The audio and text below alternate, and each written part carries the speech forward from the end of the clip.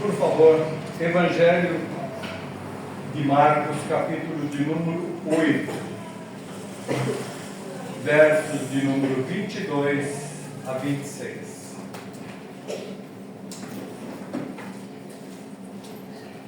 Marcos,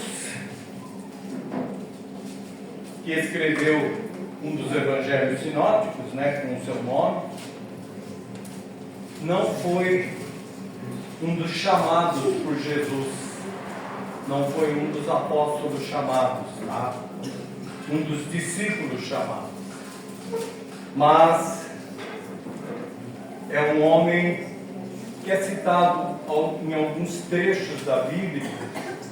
Inclusive esse homem, quando jovem, na crucificação de Jesus, ele é citado porque ele sai correndo nu e deixa um lençol que estava envolvendo na crucificação para fugir também.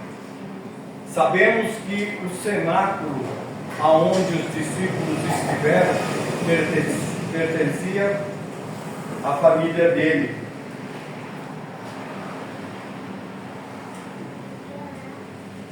E é um nome que foi bastante usado.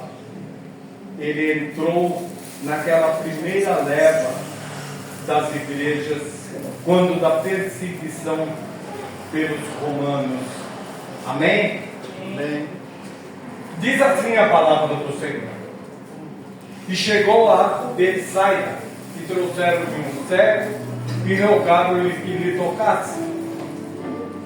E tomando-o pela mão, levou-o para fora da aldeia, e cuspindo-lhe nos olhos, e impondo-lhe as mãos, perguntou-lhe se via alguma coisa. Levantando ele os olhos, disse: vejo os homens, pois os vejo como árvores que andam. Depois tornou a pôr-lhe as mãos nos olhos, e ele, olhando firmemente, ficou restabelecido, e já via ao longe e distintamente a todos.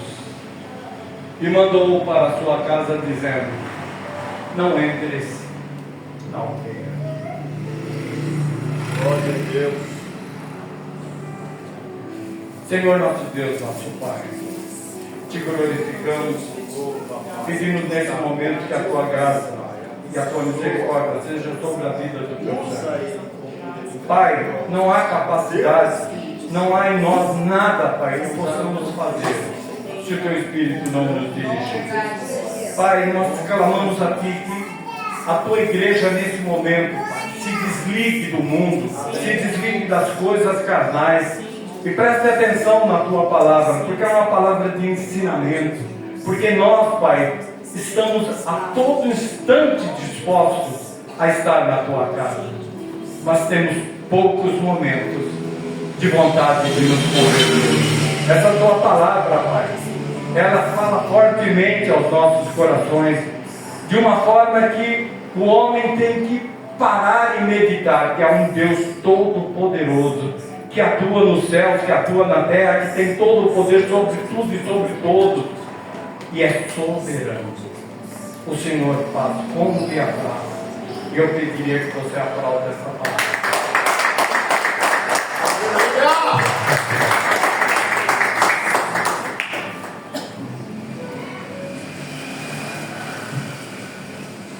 Amados, é um texto bastante pequeno, é um texto também conhecido, mas esse texto está apenas anotado no livro ou no Evangelho de Marcos, bem como um capítulo atrás, a cura de um surdo e gago de Decápolis, onde Jesus também, de uma forma diferenciada, ele vai curar um homem tocando-lhe a língua, cuspindo-lhe e pondo os dedos nos ouvidos.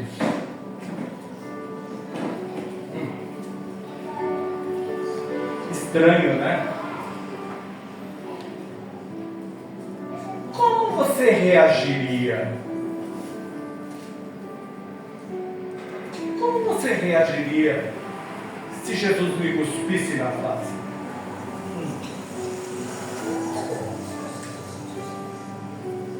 Como você reagiria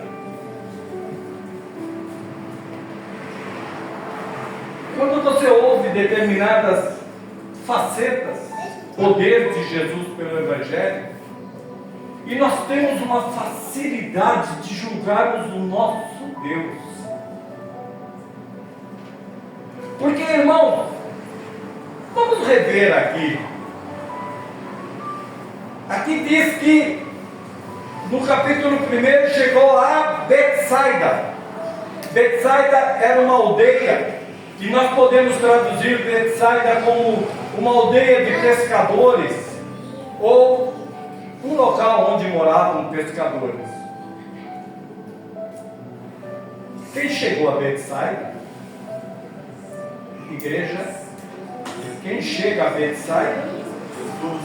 Quem chega a Betsaida? Por favor, nós estamos aqui no culto. Quem chega a Betsaida? Jesus. E onde Jesus chega, alguma coisa vai acontecer. Creio, Pai. Se há surdos, eles ouvirão. Se há pessoas enfermas, elas serão curadas. Se alguém precisa de um livramento, se a tua família, se alguém está necessitando de alguma coisa, onde Jesus chega, Eu creio nessa palavra, Pai. e Jesus chega,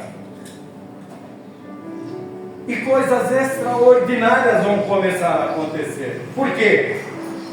Quem chegou a Betsaida não é o Bival,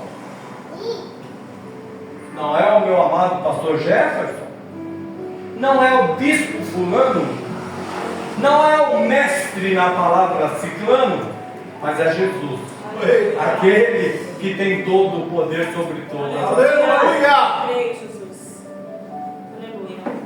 E note, irmãos, deixa no 22, por favor.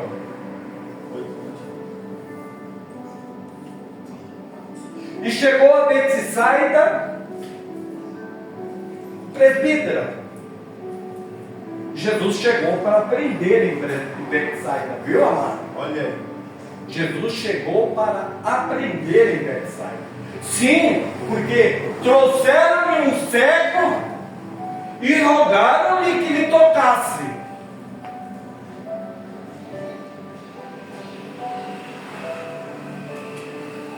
Pode parecer uma coisa normal? Não sei, para mim não.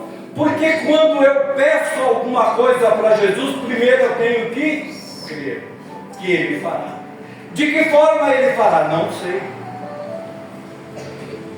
Não sei como Ele fará. Eu só sei de uma coisa: Ele fará. Aleluia. Eu não sei como vai ser feito, mas eu sei que vai ser feito. Trouxeram o cego e rogaram que lhe tocasse.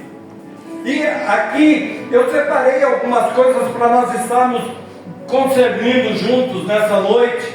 Jesus chega e Jesus é o próprio Deus, é o Messias, o Filho de Deus encarnado, e quando Ele chega tudo muda, as pessoas passam a serem tratadas de uma forma diferente, a curas, a milagres. Por quê? Porque o ambiente onde Jesus passa muda. Olha aí. Aleluia. Glória a Deus. E ele, pisando em Betsaida, rogam-lhe e trazem-lhe um cego. E quando chegam perto de Jesus, eles pedem para Jesus: imponha-lhes as mãos. Veja aqui, rogaram-lhe, trouxeram-lhe um cego e rogaram-lhe que lhe tocasse. E Jesus faz algo diferente. Nena, por favor, vem rapidamente aqui na frente.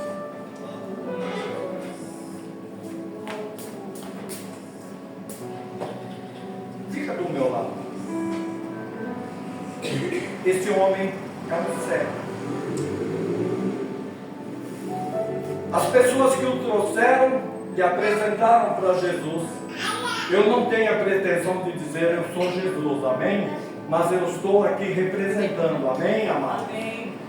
E quando trazem o cego, falam para ele, por favor, imponham-lhe as mãos, para que ele seja curado. Mas Jesus não faz. Jesus não põe as mãos, Jesus estende as mãos e segura a mão do cego. E segura a mão do cego. Você é cego. E caminha com o cego. Olha aí. Aleluia. Caminha com o cego. Aleluia. Cuidado com o cego. Caminha com o cego. Aleluia, Jesus. Caminha com o cego. Glória, glória. Jesus está caminhando com o cego. Oh, aleluia. Meu Deus. Jesus está caminhando com o cego. Jesus está fazendo aquilo que dá, porque Ele tem poder sobre todas as coisas. Eu creio, Pai. Aleluia.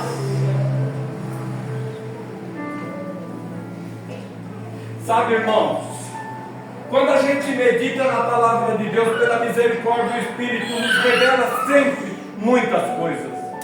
Às vezes voltamos numa mesma pregação dezenas de vezes e outras coisas, pela misericórdia de Deus, nos são reveladas.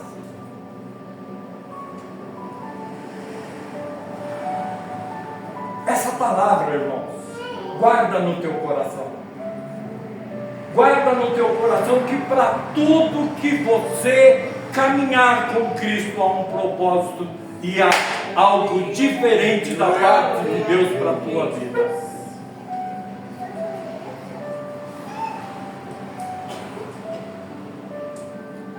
E Jesus chega, tira o cego para fora. E eu gostaria que você percebesse. Trouxeram-lhe o cego. E o cego não pede para que Jesus o cure. Irmã Camila, o cego não pede para que Jesus o cure. E trouxeram ele até Jesus.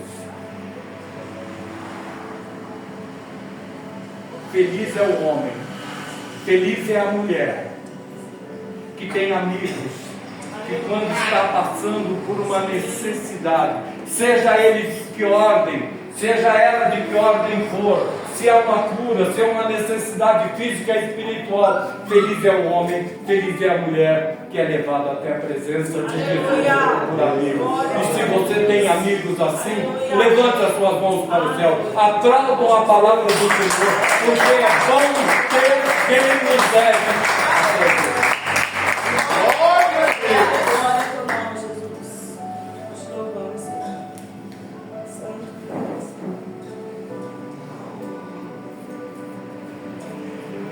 E alguém continua falando e clamando, porque não é o cego que está pedindo para ser curado, mas é Jesus que toca nele, Aleluia. restaura ele, Ah, glória a Deus. cura ele. É esse tipo de pessoa que eu desejo em volta da minha vida. Aleluia. É esse tipo de pessoa que eu profetizo que sempre tenha ao lado da sua vida. Ao lado de pessoas que vão se preocupar em te levar para Jesus.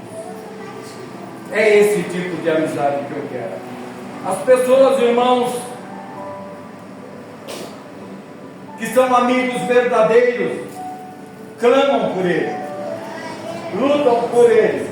É por isso que a amizade verdadeira é aquela que não te chama para fumar um baseado, não te chama para beber, não te chama para se drogar, não te chama para cair no mundão, não te chama para abençoar da cervejinha da cesta, não te chama para lugares que certamente vão te levar a coisas piores.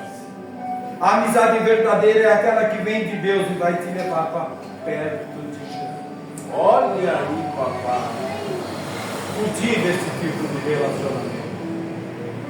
Procure esse tipo de amizade. De pessoas que vão interceder por você quando você passar por problemas na vida, quando os problemas são tantos que muitas vezes talvez você não tenha sequer força para orar. E Jesus, tomando o cego pela mão, o levou para fora da aldeia. E antes que Jesus curar o cego, Jesus está o levando para fora da aldeia.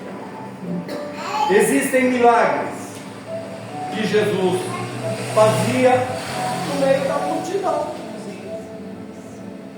no meio do povo. Centenas de milhares de milagres de Jesus foram no meio da multidão, no meio do povo. Mas há coisas que Deus está falando para mim e para pessoas que estão aqui, para pessoas que estão nos ouvindo essa noite. Há coisas que Deus vai fazer na sua vida, e através de você, Ele tem que te retirar do lugar aonde você está. Olha aí, papai. Tomando o cego para a mão, conduziu para fora da aldeia. Não é porque a vontade era de sair da aldeia, não é porque o milagre não aconteceria na aldeia, é que tem momento que Ele não vai te pedir, Ele vai te tomar pela mão e vai te levar para fora. Há momento em que o próprio Deus vai te tomar pela mão e te conduzir para fora de certo. Meu Deus. E quando Deus te conduzir para fora de algumas situações na sua vida, é porque tem algo grande te esperando. Quando Deus te tirar de determinados locais para te levar em situações ímpares, Deus está fazendo algo notório na tua vida, algo que vai marcar a sua vida, algo que vai fazer com que a sua vida seja marcada pela presença de Deus. Aleluia. Deus. Tem momentos que Deus vai nos tirar de certo lugar. Talvez portas nos sejam fechadas.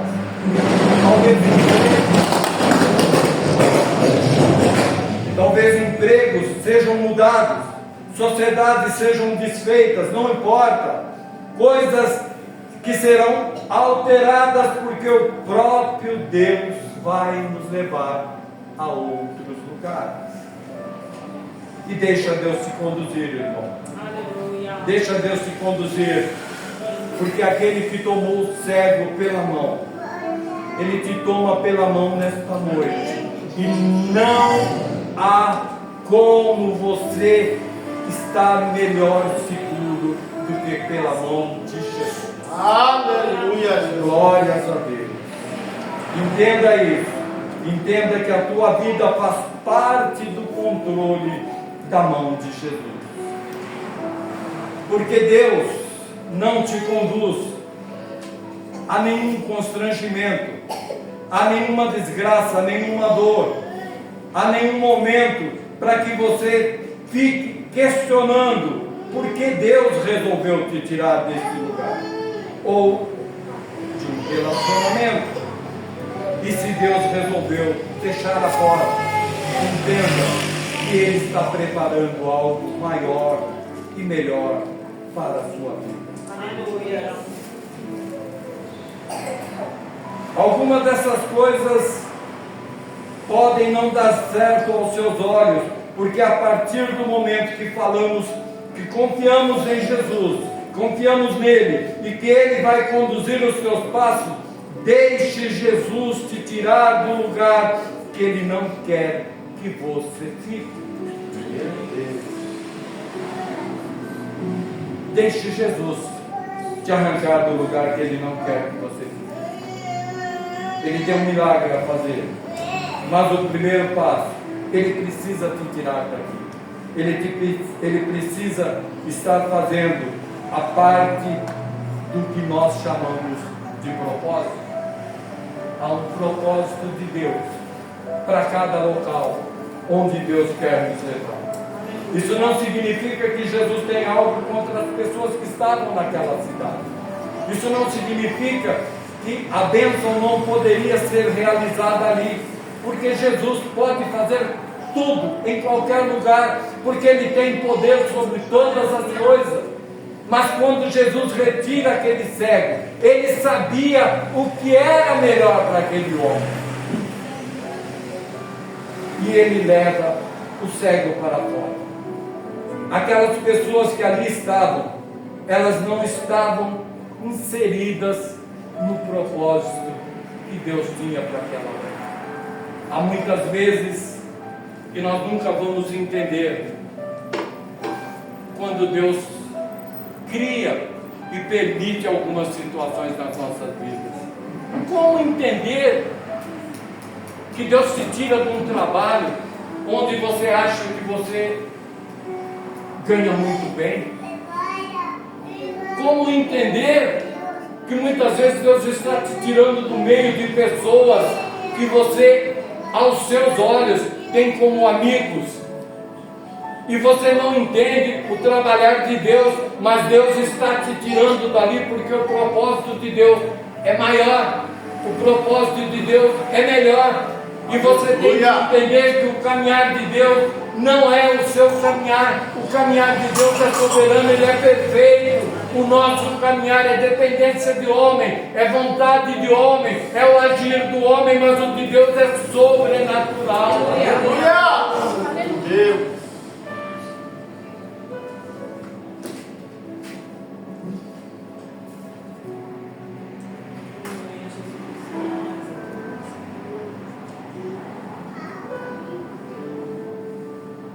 Jesus fica sozinho com o cego. Na verdade, o cego não estava sozinho, ele estava com Jesus. Nós nunca estamos sozinhos, porque sempre Deus permite que o teu Espírito caminhe conosco. Jesus não te tira da aldeia para ficar sozinho. O cego não estava sozinho. O cego podia sentir as mãos do Mestre entrelaçadas com as suas mãos. Que honra, que maravilha. Às vezes Deus nos tira porque as pessoas dos lugares em que estamos estão fora do propósito de Deus. E Deus nos diz essa noite: é melhor comigo só do que no meio da multidão, mas fora do meu propósito. Deus. Quando estamos fora do propósito de Deus, ainda que estejamos no meio de multidões, não estamos debaixo da vontade de Deus. Mas a Bíblia diz que Ele tira o cego para fora e cospe-lhe nos olhos, cospe-lhe na face. Ponha o 24, por favor.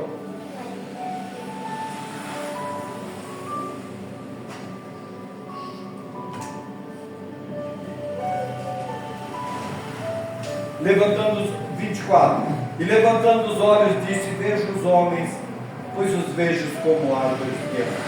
Depois tornou-lhe a pôr as mãos nos olhos, e ele, olhando firmemente, ficou restabelecido, e já via longe e distintamente.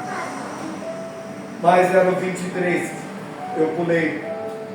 E tomando o cego, levou-o para fora da aldeia, cuspindo-lhe nos olhos, e impondo-lhes as mãos, perguntou-lhe se via alguma coisa.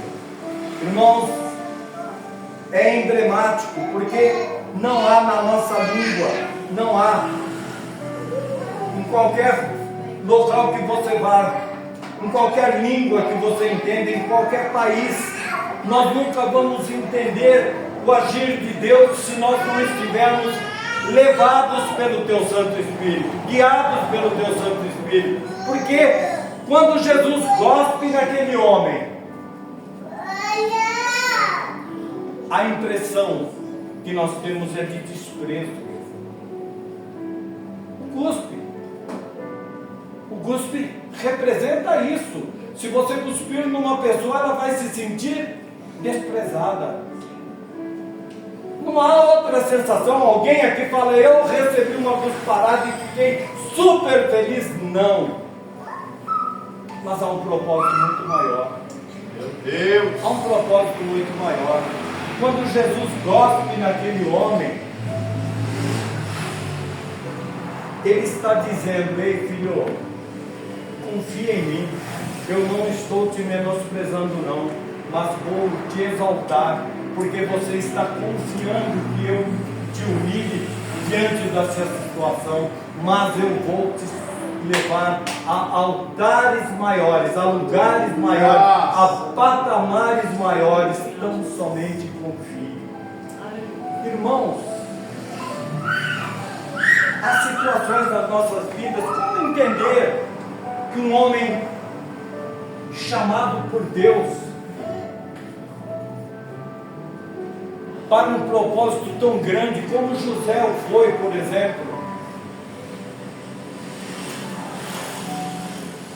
Por favor.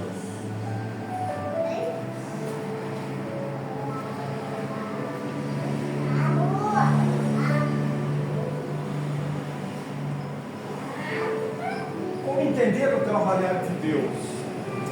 Deus dá um sonho a José. José é aquele que realmente confiava em Jesus, confiava em Deus. E na caminhada de José, durante anos, foram percalços sobre percalços. Jogado num poço, traído pelos irmãos, levado para a cadeia, humilhado de todas as formas, como Cristo também o foi. E há momentos nas nossas vidas em que parece que é um bálsamo nos alcançando. Eu quero crer que quando você está doente, você vai no médico, e o médico fala, olha, você tem que tomar determinado remédio. Você tem vontade de falar, doutor, por favor, esse remédio não. Mas eu quero te dizer uma coisa, meu irmão, nesta noite. Quem prescreve o remédio não é o paciente, mas é o médico. Meu Deus. Muitas vezes, para sermos curados de certas coisas, nós precisamos estarmos totalmente na dependência de Deus. José na cadeia, saindo fora um pouco do contexto, humilhado, preso. Em dado momento, ele passa por uma situação e revela o sonho a duas pessoas dentro da cadeia, o copeiro mor e o padeiro. E José sabe que um deles vai morrer e o outro vai ser exaltado. E quando aquele homem que vai saindo da cadeia em liberdade para servir ao rei, novamente José se anima, olha para ele e fala: ei, não se esqueça de mim quando você estiver em liberdade. Há momentos assim em que nós recebemos um caminhar com Deus como se fosse uma gota, uma cura, uma leve cura. São porções pequenas, parece que não está fazendo bem. Nós queríamos um remédio que fizesse na hora, mas é aquela gota, naquele médico, como você olhando para aquele frasco, não acaba nunca essa agonia. É gota a gota, é passo a passo.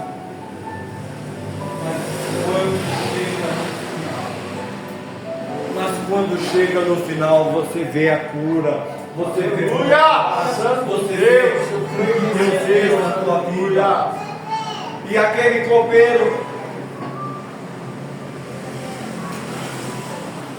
quando Deus permite certas situações na nossa vida e na vida de José, que eu saí um pouco fora do texto, quando o faraó tem um sonho e ninguém revela o sonho, Deus faz com que aquele homem se lembre de José. Deus vai fazer com que pessoas se lembrem de você. Aleluia, Deus está fazendo certas coisas na tua família, no teu trabalho. Seja de que forma for, Deus vai fazer com que se lembrem daquilo que Deus disse que faria. E o homem disse: eu conheci um hebreu que revela sonhos. Ele poderia te ajudar, ó rei. Aonde está? Ele está aqui. Onde? Ele está aqui, rei. Ele está aqui, rei, debaixo dos teus pés. Ele está no calabouço. Ele está na prisão. Meu irmão, minha irmã, saiba você que não importa a situação pela qual você se sinta aprisionado. Não importa. O mesmo Deus que prometeu que vai fazer, Ele está vendo o local que você está. Ele vai te tirar dessa situação. Ele vai te exaltar. E nós sabemos que no final José foi novamente exaltado, aquele que sai da prisão para ser governador do Egito. Aqui nessa passagem, Deus está tirando um homem de uma situação porque ele não poderia fazer algo. Coloca Mateus 11.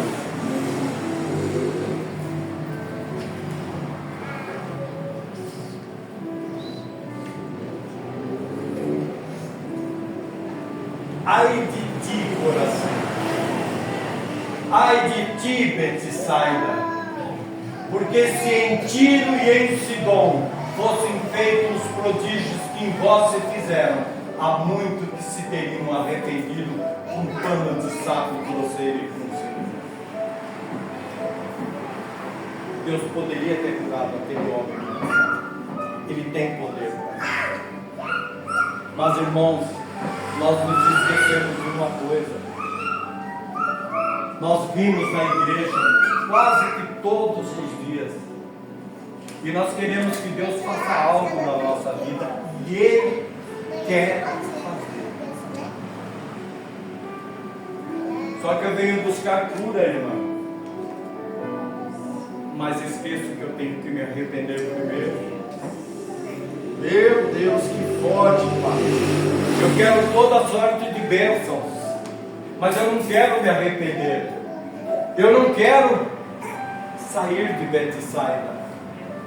Eu quero ser curado onde eu estou, mas Deus não age pela minha vontade, Ele age pelo teu poder e pelo poder da palavra. Amém, Jesus, eu creio nessa palavra. E Jesus mostra para ele por que ele havia tirado aquele homem de Betsaida. Nós sabemos que Cafarnaum foi o quartel-general de Jesus. As maiores curas foram feitas em Cafarnaum, também em Betsaida e também em Corazim, mas não houve arrependimento. De que adianta eu vir para a igreja, me sentar, ouvir a palavra e não me arrepender? Deus não pode agir na minha vida. Porque quando eu me arrependo, eu ouço a palavra. E quando eu ouço a palavra, eu recebo mais fé, porque a fé vem pelo ouvir a palavra de Deus. E Deus começa a nos falar nesta noite.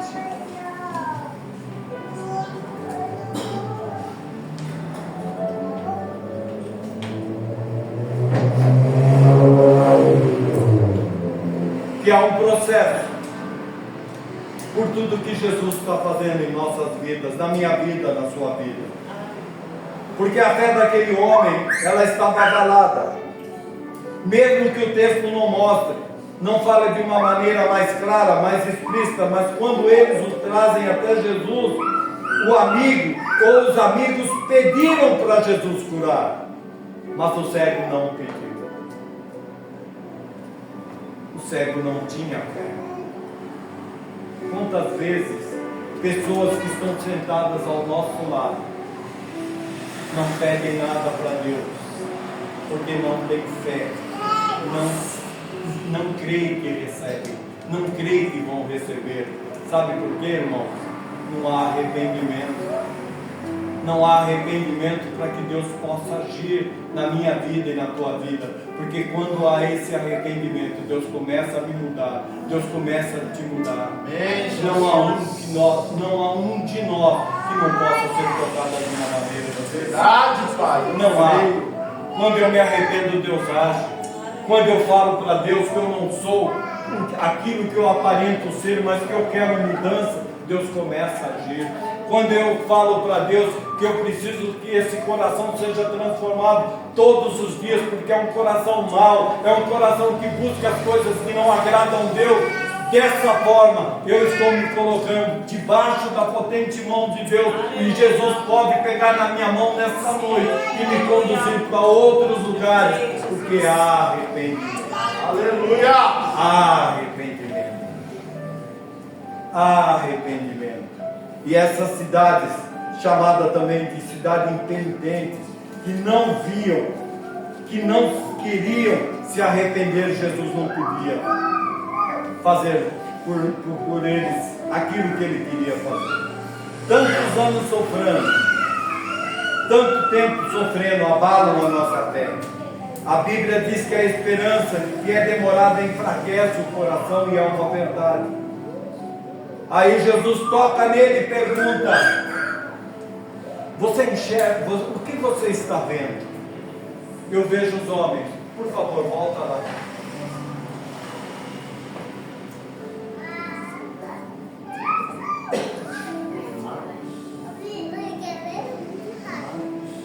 Marcos 8,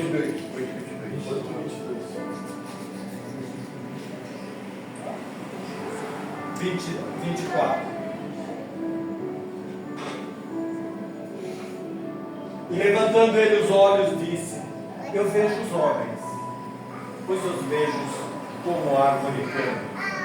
Aquele homem já não era cego. Aquele homem já estava enxergando. Mas a pergunta nessa noite é: Jesus perdeu o poder de curar? Jesus precisa tocar quantas vezes para curar uma pessoa? Ele não perdeu o poder de cura. Ele simplesmente está nos levando a caminharmos com Ele para uma situação de fé maior. Meu Deus! Ele está mostrando para aquele homem que a fé dele não fazia com que ele fosse curado. Jesus caminhou com aquele homem, Jesus o segurou pela mão e agora pergunta para ele, e ele responde: eu os vejo os homens, mas eu os vejo como árvores de árvore. Põe em vídeo. Depois tornou-lhe a pôr as mãos nos olhos, e ele, olhando firmemente, ficou restabelecido, e já via ao longe e distintamente a todos. Eita glória, aleluia! O que fez com que esse homem passasse por esse processo? Em todas as caminhadas que nós vamos ter com Jesus, com Deus, o processo é diferente para cada um. Há processos diferentes na minha vida, que é diferente na vida do pastor, na vida da irmã, na vida da presbítera. Cada um de nós temos uma caminhada diferente com Deus, para um propósito diferente de Deus para cada um de nossas vidas. Irmãos, percebam que agora, em 25, e olhando ele firmemente, ele já via, e via distintamente a todos. Coloca o próximo. 26.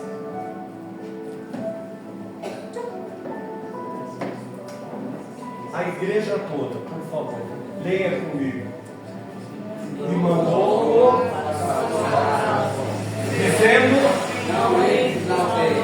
dizendo, onde Jesus chegou quando nós abrimos esse Betsaida? Uma aldeia de pescadores. Jesus chega em Betsaida e lhe trazem um cego para ser curado. Alguns amigos levam esse homem para ser curado por Jesus. Jesus cura esse homem, e ao despedir esse homem, ele deveria voltar para onde? Irmãos, a entender agora o que Jesus quer falar conosco. Aonde esse homem deveria voltar? Para Betsaida.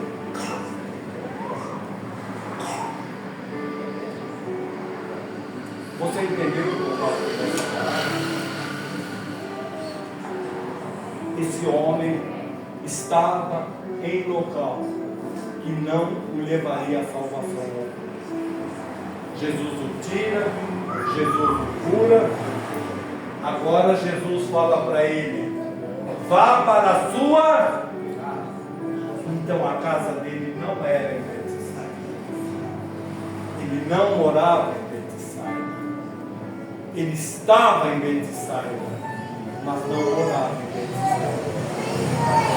Há momentos nas nossas vidas que Deus vai nos tirar de determinados locais para nos levar a determinadas bênçãos. E uma das bênçãos será a tua casa, a tua família, a tua. Deus mandou que ele não entrasse na aldeia, porque há local em que Deus não quer que eu e você entremos para que não percamos a salvação. Esta é a palavra. Glória a Deus.